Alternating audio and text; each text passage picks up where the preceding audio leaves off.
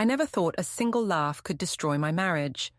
But as I sit here staring at divorce papers on my kitchen table, I realize that sometimes one moment of poor judgment can unravel 8 years of what I thought was a solid relationship. My name is Zelda Morland, and I'm about to tell you how I lost everything because I couldn't resist the thrill of making my husband squirm. Before we dive deeper into this story, I have one small request. Please subscribe, drop a like, comment, and hit that hype button to boost this channel so more people can discover these incredible stories. The house looked absolutely perfect for my 32nd birthday party. I'd spent weeks planning every detail, from the elegant floral arrangements to the carefully curated guest list. As a primary school teacher, I prided myself on organization and attention to detail, and tonight was going to showcase exactly why everyone in our suburban neighborhood considered me the ideal hostess. "Zelda, the caterers are here," my husband Ethan called from the front door. At 35, he was still the quiet, methodical IT consultant I'd married, but lately, I'd been feeling like we were more like roommates than lovers. The spark had faded somewhere between mortgage payments and parent-teacher conferences. Coming, I smoothed my red dress and checked my reflection one last time. I looked good, really good. Maybe that's why I felt so confident about what I was planning for tonight. The first guests arrived promptly at 7. My father Mark came bearing an expensive bottle of wine and his usual dismissive attitude toward Ethan. "Where's that husband of yours hiding?" he asked, barely glancing at Ethan as he emerged from the kitchen. "Right here, Mark," Ethan replied evenly. He'd learned years ago not to take my father's slights personally, but I could see the tension in his shoulders. My mother-in-law Janice arrived next, followed by Ethan's younger sister Tessa, who immediately tried to lighten the mood by complimenting my decorations. "Zelda, this place looks like something out of a magazine." But the guest I was really waiting for arrived fashionably late, just as I'd expected. Graeme Archer stepped through my front door like he owned the place, his confident smile and easy charm filling the room instantly. My ex-boyfriend from college, the one who got away, or rather, the one I'd let go when I chose stability over excitement. "Happy birthday, beautiful," Graeme said, kissing my cheek just a little too close to my lips. I felt Ethan's eyes on us from across the room, but I didn't care. For the first time in months, I felt alive. My best friend Karen immediately gravitated toward Graeme, her eyes lighting up with mischief. "Oh my God, Graeme, I haven't seen you since college. You look amazing." The party flowed smoothly for the first hour. Drinks were poured, appetizers were passed around, and conversations buzzed with the comfortable familiarity of old friends and family. But I could feel an undercurrent of tension, particularly from Ethan, who kept shooting worried glances in my direction whenever Graeme and I talked. "So, Ethan," Graeme said during a lull in conversation, his voice carrying just enough volume for everyone to hear. "Still working with computers all day? That must be stimulating." The sarcasm was subtle but unmistakable. Ethan's jaw tightened slightly. "I enjoy my work. It's stable and provides well for my family." "Oh, I'm sure it does," Graeme replied with a knowing smile. "Though I always wondered what Zelda saw in the whole suburban husband routine. She used to be so adventurous." I should have shut it down right there. I should have changed the subject or defended my husband. Instead, I felt a thrill run through me at the obvious tension. "People change, Graeme. We grow up." "Do we, though?" His eyes met mine with an intensity that made my breath catch. "Sometimes I think we just convince ourselves we want different things." Karen laughed, a sharp sound that cut through the room. "Oh, this is getting interesting. Zelda, you never told me your ex was so philosophical." My father chuckled from his position by the bar. "The girl's got options, that's for sure. Always did." I saw Ethan's face flush with embarrassment and anger, but instead of feeling sympathy, I felt powerful. Here were two men, essentially competing for my attention at my own party, and I was the prize. It was intoxicating. Well, I said, raising my wine glass with a bright smile, I think I chose pretty well. Though it's always nice to know you have admirers from the past. The room erupted in laughter, everyone except Ethan and his family. Janice looked appalled, Tessa seemed uncomfortable, and Ethan looked like I'd slapped him. "Excuse me," he said quietly, setting down his drink. "I need some air." He walked out of the room, leaving an awkward silence in his wake. I felt a momentary pang of guilt, but Graeme quickly filled the void with another charming story, and soon everyone was laughing again. Everyone except Ethan's family, who excused themselves shortly after. The party continued for another 2 hours, but Ethan never returned to the living room. I told myself he was just being overly sensitive, that he'd get over it like he always did. After all, it was just harmless flirtation, right? Just old friends catching up.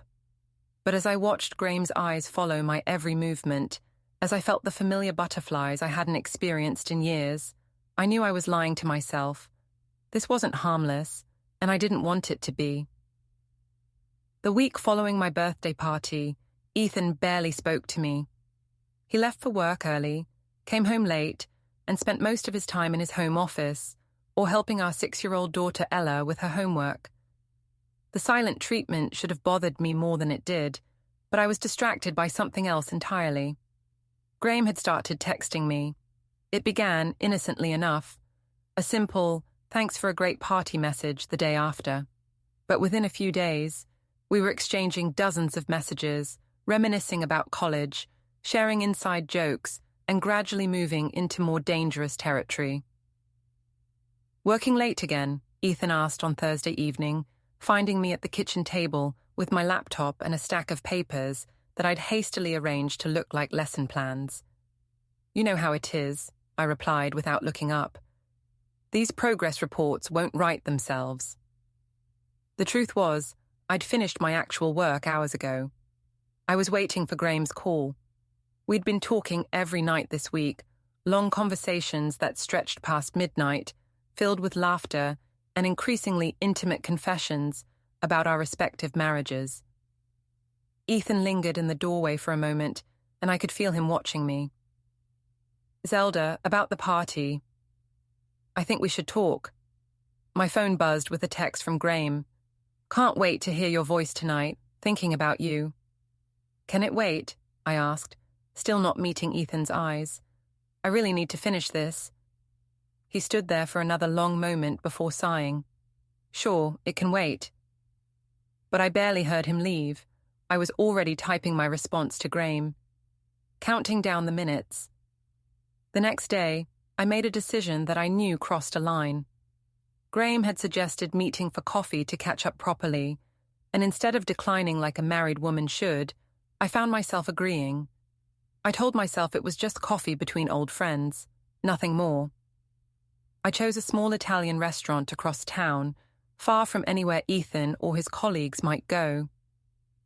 Graeme was already waiting when I arrived, looking devastatingly handsome in a way that made my stomach flutter like I was 22 again.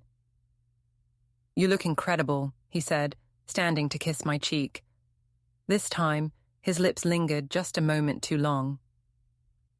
"Thank you," I breathed, sliding into the booth across from him. "You clean up pretty well yourself." We talked for 2 hours, about our careers, our disappointments, our dreams that had gotten buried under the weight of adult responsibilities. Graeme listened to me in a way Ethan hadn't in years, asking questions about my teaching, remembering details from our previous conversations, making me feel fascinating and desired. "I have to ask," he said as we shared a piece of tiramisu, "are you happy?" "Really happy." The question hung between us like a loaded gun. I could have deflected, could have given the standard married woman response about how happiness comes in different forms. Instead, I found myself being brutally honest. "I don't know," I admitted. "I thought I was, but lately, I feel like I'm sleepwalking through my life, like I'm playing a role that doesn't quite fit anymore." Graeme reached across the table and covered my hand with his. You deserve to feel alive, Zelda. You deserve passion and excitement, and someone who sees how amazing you are. I should have pulled my hand away. Instead, I turned it palm up and let our fingers intertwine. It's complicated. I have Ella to think about, and Ethan. He's a good man. Good isn't the same as right, Graeme said softly, and you know as well as I do that there's still something between us. There always has been. When I got home that evening, Ethan was in the kitchen making dinner, something he'd been doing more often lately, probably trying to reconnect with me. Ella was at the table, colouring in a princess book. "Mommy," she called out, running to hug my legs. "Daddy made spaghetti, your favourite." I hugged her back, guilt washing over me as I breathed in her little girl scent of strawberry shampoo and innocence. "That sounds wonderful, sweetheart." Ethan looked up from the stove, and for a moment, I saw hope in his eyes. "I thought maybe we could have a family dinner. No phones, no work. Just us." "Of course," I said, but my phone was already buzzing in my purse. I knew it was Graeme without looking. "Let me just wash up first." In the bathroom, I checked his message. "Thank you for today. I haven't felt this happy in years. When can I see you again?" My fingers hovered over the keyboard. This was my chance to end it, to delete his number and focus on saving my marriage. Instead, I typed, "Soon. I'll figure something out." During dinner, Ethan tried to engage me in conversation about Ella's upcoming school play, about plans for the weekend, about anything that might bridge the growing distance between us. But I was distracted, my mind replaying every moment of my afternoon with Graeme, already planning our next meeting. "Earth to Mommy," Ella giggled, waving her fork at me. "Daddy asked you a question." "Sorry, sweetie. What did you say, Ethan?" His smile was strained. "I asked if you wanted to go out this weekend, just the two of us. My mum could watch Ella." "Oh," I said, my mind racing. Graeme had mentioned wanting to show me his new apartment. "Actually, I promised Karen I'd help her with something on Saturday, maybe next weekend." It was a lie, and from the way Ethan's face fell, I think he knew it. But he just nodded and turned back to his spaghetti, the hope in his eyes dimming a little more. That night, as Ethan slept beside me, I stared at the ceiling and told myself I wasn't doing anything wrong. We were just talking, just reconnecting as friends. But even as I tried to rationalize it, I knew I was standing on the edge of a cliff, and part of me wanted to jump. The community park was bustling with families enjoying the warm Saturday afternoon. It was the annual neighborhood picnic, and despite my growing guilt about Graeme, I'd agreed to attend with Ethan and Ella. I told myself it would be good for us as a family, a chance to get back to normal. What I didn't expect was to see Graeme there, looking perfectly at ease as he chatted with other parents near the playground.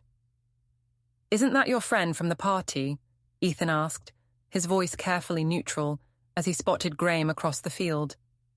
"Oh," I said, trying to sound surprised, even as my heart rate spiked. "I guess so. I had no idea he'd be here." But that was another lie. Graeme had mentioned the picnic during one of our late-night phone calls, had even joked about how funny it would be to see me trying to act normal around my husband. I'd laughed at the time, but now, seeing the three of us in the same space, it didn't feel funny at all. Ella ran ahead to the playground, and Ethan and I followed at a slower pace, carrying our contribution to the potluck, a pasta salad I'd hastily thrown together that morning while fielding text messages from Graeme. "Zelda," my father's booming voice carried across the park. He was manning the grill with several other neighborhood dads, looking perfectly content in his element. "Come over here and settle an argument about barbecue sauce." I was grateful for the distraction, but as I walked toward the grill area, I felt Graeme fall into step beside me. "Fancy meeting you here," he said with that trademark grin that made my knees weak. "Small world," I replied, hyper-aware of Ethan walking just behind us. The next hour passed in a blur of forced normalcy. I helped serve food, made small talk with neighbors, and tried to ignore the way Graeme seemed to appear at my elbow every few minutes. Ethan stayed close to Ella, pushing her on the swings and helping her navigate the jungle gym, but I could see him watching me with increasing concern. The breaking point came during the adult softball game. I was sitting on the sidelines with Karen and a few other mums, cheering as our husbands made fools of themselves, trying to relive their athletic glory days. Ethan was playing first base, his concentration focused on the game for the first time all day. Graeme, who had somehow gotten drafted onto the opposing team, stepped up to bat. He caught my eye and winked before settling into his stance. "Your ex-boyfriend is quite the charmer," Karen whispered to me with obvious amusement. "Look at him showing off." Graeme hit a solid line drive that sailed over Ethan's head, and as he rounded first base, he called out loud enough for everyone to hear. "Looks like I'm still good at taking what used to be yours, Ethan." The comment was ostensibly about baseball, but the double meaning was unmistakable. Several people laughed, including my father, who slapped his knee and shouted, "That's my future son-in-law material right there." I should have been mortified. Instead, I found myself laughing along with everyone else, caught up in the thrill of being the center of attention, the prize that two men were competing for. The laughter died in my throat when I saw Ethan's face. He looked devastated. Not angry, not embarrassed, devastated, like something inside him had broken beyond repair. "That was harsh," Tessa said quietly from beside me. She'd been watching the exchange with obvious discomfort. Graeme didn't need to say that. "Oh, come on," Karen laughed. "It's just guy stuff. Ethan can handle a little ribbing." But as I watched my husband mechanically finish the inning, his movements stiff and distant, I realized that maybe he couldn't handle it. Maybe I'd pushed too far. The game ended shortly after, with Graeme's team winning by 2 runs. As people began packing up their things, Graeme approached our little group with his usual confident swagger. "Great game, everyone," he said, his eyes finding mine immediately. "Zelda, I was hoping we could catch up for a few minutes. It's been too long since we really talked." It was a bold move, asking to speak privately with me in front of my husband and friends. I should have declined, should have made some excuse about helping clean up. Instead, I found myself nodding. "Sure, just for a minute." We walked a short distance away, just far enough to be out of earshot, but still visible to everyone. I was acutely aware of Ethan watching us, his jaw clenched tight. "You're playing with fire," I whispered to Graeme, even as I felt the familiar thrill of his attention. "Maybe," he said with a shrug, "but some things are worth the risk. You look beautiful today, by the way. That dress is perfect on you." I glanced down at my sundress, pleased that he'd noticed. "Thank you." "I meant what I said the other day," he continued, his voice dropping to that intimate tone that made my stomach flutter. "About there being something between us. I can see it in your eyes, Zelda. You feel it too." "I should get back," I said weakly, but I made no move to leave. "Should and want are 2 different things," he replied. "When are you going to stop living your life based on what you should do and start doing what you want?" Before I could respond, he leaned in and kissed my cheek, his lips lingering just long enough to make it clear that this wasn't a friendly goodbye. "Think about it," he whispered. I walked back to my family in a daze, my cheek burning where his lips had touched. Ethan was packing up our picnic supplies with mechanical precision, his face a mask of controlled emotion. "Ready to go?" he asked without looking at me. "I think so," I replied, suddenly desperate to get away from all the watching eyes and knowing smiles. The ride home was silent except for Ella's chatter about the playground and the games she'd played with her friends. Ethan stared straight ahead at the road, his knuckles white on the steering wheel. It wasn't until we were home and Ella was occupied with her toys that he finally spoke. "We need to talk," he said quietly. "Tonight, after Ella goes to bed. This can't continue, Zelda." I wanted to ask what he meant, to feign innocence, but the look in his eyes told me that my husband wasn't fooled by my act anymore. The game was up, and somehow that terrified me more than losing him did. That evening, after Ella was tucked into bed with her favorite stuffed rabbit, Ethan and I sat across from each other at our kitchen table, like opposing lawyers preparing for battle.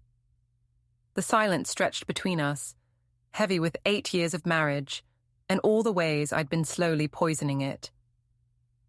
"I know about Graeme," Ethan said finally, his voice steady but tired. "I know you've been talking to him, meeting with him. I know this isn't just some innocent reunion between old friends. My first instinct was to deny everything, to gaslight him the way I'd been doing for weeks. Ethan, you're being paranoid. We're just... Don't." His voice was sharp enough to cut through my practiced lies. "Please don't insult my intelligence any more than you already have. I've seen the way you look at him. I've watched you light up around him in a way you haven't with me in years. And today, at the park..." He shook his head. "Today you let him humiliate me in front of our entire community, and you smiled while he did it." The accusation hit me like a physical blow because it was true. I had smiled. I'd enjoyed watching two men compete for my attention, even at my husband's expense. "It wasn't like that," I said weakly. "It was just a joke. You're being too sensitive." Ethan laughed, but there was no humor in it. "Too sensitive. Right, I'm too sensitive because I don't appreciate my wife's ex-boyfriend making sexual innuendos about her in public. I'm too sensitive because I don't like being treated like a fool in my own marriage." "Nothing happened," I snapped, my guilt transforming into defensive anger. "We had coffee once. We've talked on the phone a few times. That's it. You're acting like I had an affair." "Haven't you?" he asked quietly. "Maybe not physically, but emotionally. You've been having an emotional affair with him for weeks, Zelda. You've been sharing things with him that you won't share with me. You've been lying to me about where you are and who you're with. You've been choosing him over me every single day since that party." The truth of his words made me feel cornered, desperate. "You don't understand. Things between us have been stale for so long. We barely talk anymore. We don't laugh together. We don't connect the way we used to. So, instead of talking to me about it, instead of trying to work on our marriage, you decided to find that connection with someone else. I didn't plan for this to happen. But you chose to let it continue," Ethan said. "Every text message, every phone call, every secret meeting, those were choices, Zelda. You chose him over us." I wanted to argue, to deflect, to make this somehow his fault. But sitting there, looking at my husband's devastated face, I realized I was out of ammunition. He was right, and we both knew it. "What do you want me to say?" I asked, my voice small. "I want you to tell me the truth, all of it, and then I want you to choose, him or us, because I won't be married to someone who's in love with someone else." The ultimatum hung between us like a sword. I opened my mouth to tell him he was being dramatic, that it wasn't that serious, but the words died in my throat. Because it was that serious, wasn't it? I had been choosing Graeme, little by little, day by day. "I don't know if I can give him up," I whispered, the admission tearing out of me like a confession. "I know that makes me a terrible person, but I don't know if I can go back to the way things were." Ethan's face crumpled for just a moment before he composed himself. "Then you've made your choice." He stood up from the table, and I felt panic rise in my chest. "Wait, Ethan, that's not what I meant. I just need time to think." "You've had weeks to think," he said. "You've had weeks to choose us, to choose your family, and instead, you've chosen to pursue a fantasy with your ex-boyfriend. I won't compete for my own wife's attention anymore." "So, what are you saying?" He looked at me with a mixture of sadness and something that might have been pity. "I'm saying I'm going to stay at my mother's house for a few days. I need space to figure out what comes next. And Zelda, you should probably figure out what you really want, because when I come back, we're going to have to make some permanent decisions about our marriage." "You can't just leave," I said, desperation creeping into my voice. "What about Ella? What am I supposed to tell her?" "Tell her Daddy had to go away for work," he said quietly. "Don't make our problems her problems. She doesn't deserve that." He went upstairs to pack a bag, and I sat alone at the kitchen table, staring at my hands and trying to process what had just happened. Part of me wanted to run after him, to beg him to stay, and promised to cut contact with Graeme immediately. But a bigger part of me felt relieved. For the first time in weeks, I didn't have to pretend anymore. I didn't have to sneak around or make excuses or feel guilty every time my phone buzzed with a message from Graeme. Ethan had forced the issue, and now I was free to explore whatever this thing was with my ex-boyfriend. I picked up my phone and scrolled to Graeme's number. Before I could second-guess myself, I typed, "Ethan knows. He's leaving for a few days. Can you come over?" His response came back within minutes. "On my way." As I heard Ethan's car pull out of the driveway 20 minutes later, I felt a complex mixture of grief and anticipation. My marriage was falling apart, but maybe that wasn't entirely a bad thing. Maybe this was just the push I needed to pursue the happiness I deserved. I was about to find out just how wrong I could be. 3 days into Ethan's absence, I was living in what felt like a teenage fantasy. Graeme came over every evening after Ella went to bed, and we spent hours talking, laughing, and yes, crossing physical lines that I'd been resisting for weeks. It felt like coming alive after years of sleepwalking through my marriage. But on Thursday morning, everything changed. I was getting ready for work when the doorbell rang. Through the peephole, I saw a man in a suit holding an envelope, never a good sign at 8 in the morning. "Zelda Morland?" he asked when I opened the door. "Yes? You've been served." He handed me the envelope and walked away, leaving me standing in my doorway in my bathrobe, holding what I somehow knew would be divorce papers. My hand shook as I tore open the envelope. The legal language was dense and formal, but the meaning was crystal clear. Ethan was filing for divorce, citing irreconcilable differences and requesting primary custody of Ella. But it was the second set of papers that made my blood run cold. Attached to the divorce filing were printed copies of text messages, my text messages with Graeme. Dozens of them, dating back to the day after my birthday party.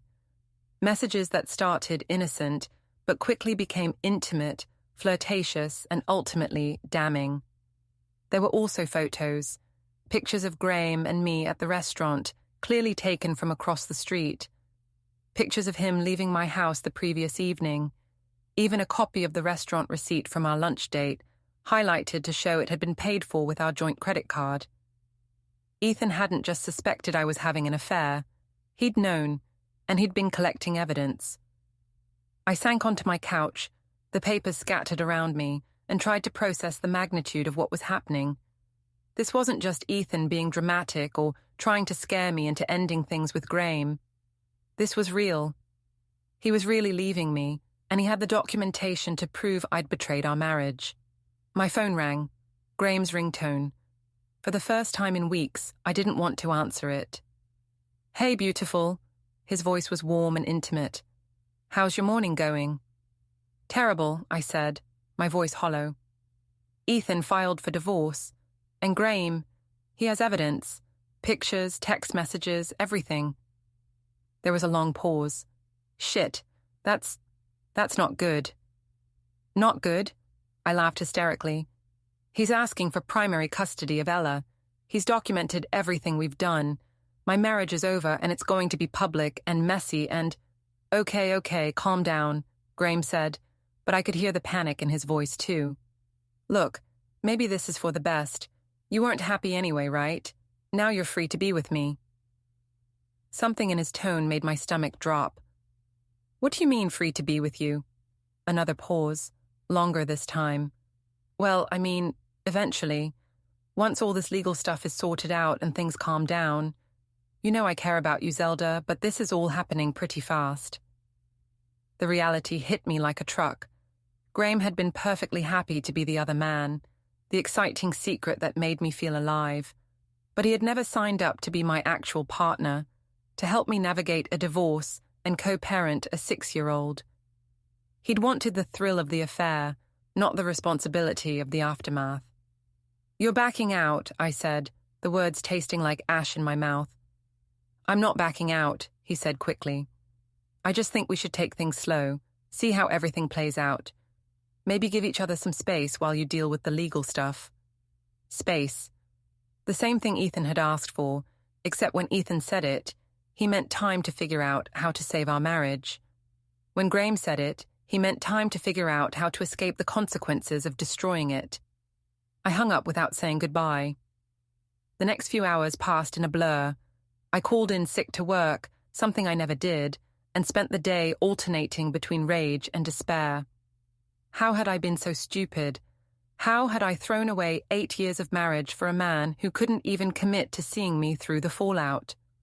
That afternoon, my father came over unannounced, something he also never did.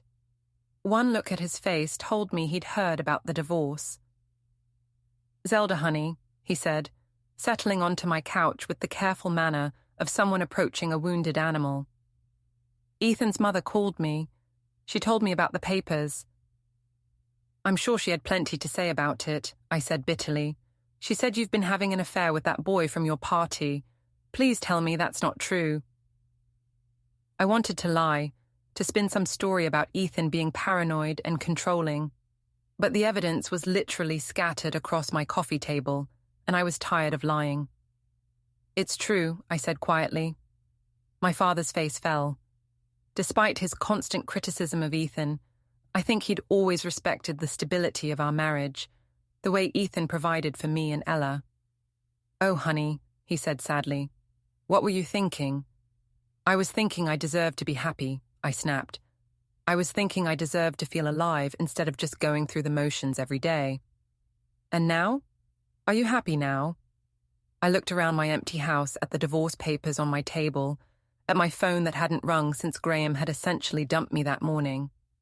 "No," I whispered, "I'm not happy now." That evening, Karen came over with wine, and what I assumed would be moral support. Instead, she took one look at the legal documents and whistled low. "Damn, Zelda, he really did his homework." "Whose side are you on?" I asked. She was quiet for a long moment, studying the printed text messages. "Honestly, I'm not sure anymore. I thought this was just a harmless flirtation, maybe a way to get Ethan's attention and spice up your marriage. But this," she gestured to the papers, "this is pretty damning, and some of these messages are really harsh about Ethan." I grabbed the papers from her, scanning through messages I'd forgotten I'd sent. Messages where I'd complained about Ethan being boring, where I'd made fun of his predictability, where I'd told Graeme that I felt trapped in my marriage. "I was just venting," I said weakly. "You were having an emotional affair," Karen replied, "and now it's going to cost you everything." As she left that night, I realized that I'd lost more than just my marriage. I'd lost my best friend's respect, my father's approval, and quite possibly my daughter's daily presence in my life. I'd traded everything real for something that had turned out to be a mirage, and now I was alone in the desert, dying of thirst. 2 weeks after being served with divorce papers, I sat in my lawyer's office, listening to her explain just how thoroughly I'd destroyed my own life. Jennifer Walsh was a sharp woman in her 50s who specialized in family law, and she didn't sugarcoat the reality of my situation. "The evidence against you is overwhelming," she said, flipping through the file Ethan's attorney had provided. "Text messages, photographs, financial records showing you used joint funds for dates with your friend. Your husband's legal team has built an airtight case for adultery." "But we never actually slept together," I protested, even though it sounded pathetic even to me. "Emotional affairs count, especially when there's physical evidence of intimate meetings and communications," Jennifer replied. "And frankly, these text messages are quite explicit about your feelings for Mr. Archer and your dissatisfaction with your marriage." She slid a printed message across the desk, one where I'd told Graeme that I fantasized about leaving Ethan and starting over with him. I barely remembered writing it, but there it was in black and white, damning evidence of my betrayal. "What about custody?" I asked, my voice small. "That's going to be challenging. Your husband is asking for primary physical custody, with you having supervised visitation initially, transitioning to alternate weekends after 6 months." "Supervised visitation?" I felt like I'd been punched in the stomach. She's my daughter. And you're a mother who chose to have an affair instead of working on your marriage or seeking counseling, Jennifer said bluntly. The court's primary concern is what's best for the child, and right now, your husband can provide stability while you're seen as the parent who broke up the home. I left her office feeling numb. Everything I'd taken for granted, my marriage, my home, daily life with my daughter, was slipping away, and there was nothing I could do to stop it. That afternoon, Ethan came to the house to collect more of his belongings. It was the first time I'd seen him since the night he'd left, and I was shocked by how different he looked. He'd lost weight, and there were dark circles under his eyes, but there was also something else, a resolve that hadn't been there before. "Ethan," I said as he loaded boxes into his car, "can we please talk? Maybe we can work this out, go to counseling or—" "There's nothing to work out," he said without looking at me. "You made your choice weeks ago." "I made a mistake," I said desperately. "I ended things with Graeme. It's over. It was never really anything anyway." He finally looked at me then, and I saw something in his eyes that was worse than anger. Pity. "It doesn't matter if it's over now," he said quietly. "What matters is that when our marriage got difficult, instead of talking to me, instead of trying to fix things together, you chose to find comfort with someone else. You chose to mock me to him, to share intimate details of our life, to make me look like a fool in front of our friends and family. I never meant for any of this to happen, but you chose to let it continue," he replied, echoing what he'd said that night in our kitchen. "Every day for weeks, you chose him over us, over me, over Ella, over the life we'd built together. So that's it, 8 years of marriage and you're just done." Ethan closed the trunk of his car and turned to face me fully. "I loved you, Zelda. I would have done anything to make you happy, to fix whatever was wrong between us. But you didn't give me the chance. You decided I wasn't enough and went looking for something else." "You can't take Ella from me," I said, tears streaming down my face now. "Please, punish me however you want, but don't take my daughter." "I'm not taking her from you," he said, his voice gentling slightly. "I'm protecting her from the chaos you've created. She needs stability right now, and I can provide that. You'll still be her mother, still be part of her life. Just not every day." "No," he agreed, "not every day." He got in his car, then rolled down the window. "For what it's worth, I hope you find whatever it was you were looking for. I hope it was worth what it cost us." 3 months later, I signed the final divorce papers in Jennifer's office. Ethan got the house, primary custody of Ella, and most of our assets. I got a small settlement, alternate weekend visitation, and the knowledge that I'd destroyed the best thing in my life for a fantasy. Graeme had disappeared from my life completely after our last phone call. He'd moved to another city for a job opportunity, according to mutual friends, but I suspected he'd simply wanted to escape the mess we'd created together. My father rarely called anymore, and when he did, our conversations were strained and awkward. Karen had distanced herself too, claiming she needed to focus on her own marriage, a not-so-subtle dig at my inability to do the same. The hardest part was explaining to Ella why Mommy and Daddy didn't live together anymore. She was too young to understand the complexities of adult relationships, but old enough to know that something fundamental had changed in her world. "Did I do something wrong?" she asked me during one of our supervised visits, her 6-year-old eyes wide with confusion. "No, sweetheart," I said, pulling her close. "You didn't do anything wrong. Sometimes grown-ups make mistakes, and this is Mommy's mistake, not yours. Will you and Daddy get back together?" I looked at her innocent face and felt my heart break all over again. "No, baby, we won't. But we both love you so much, and that will never change." As I drove home to my small apartment after that visit, I finally understood what I'd lost. It wasn't just a marriage, or a house, or even daily custody of my daughter.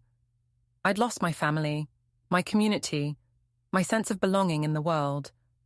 I'd traded 8 years of real love, real partnership, and real commitment for a few weeks of excitement and validation. I'd chosen the thrill of being desired over the security of being truly known and accepted. And now, sitting alone in my empty apartment, I realized that the life I'd found so boring and predictable had actually been precious beyond measure. I'd had a man who loved me unconditionally, a daughter who adored me, a stable home, and a community where I belonged. I'd thrown it all away for a man who couldn't even be bothered to return my calls once the excitement turned into real consequences. The irony wasn't lost on me. I'd spent months complaining that my marriage was stale and predictable, that I deserved passion and excitement. But passion fades, excitement diminishes, and when the smoke clears, you're left with what's real. Ethan had been real. Our marriage had been real. Our family had been real. And I'd traded all of that reality for a beautiful illusion that disappeared the moment it was tested by real life. Now I had exactly what I'd thought I wanted: freedom, independence, the chance to pursue whatever made me happy. The problem was, nothing made me happy anymore. Without my family, without my marriage, without the life I'd taken for granted, happiness felt as elusive as the fantasy I'd chased. I'd won the game I thought I was playing, only to discover I'd been playing by the wrong rules all along. And by the time I realized my mistake, it was far too late to undo the damage I'd done. Some lessons cost more than others. This one had cost me everything that mattered, and I had no one to blame but myself.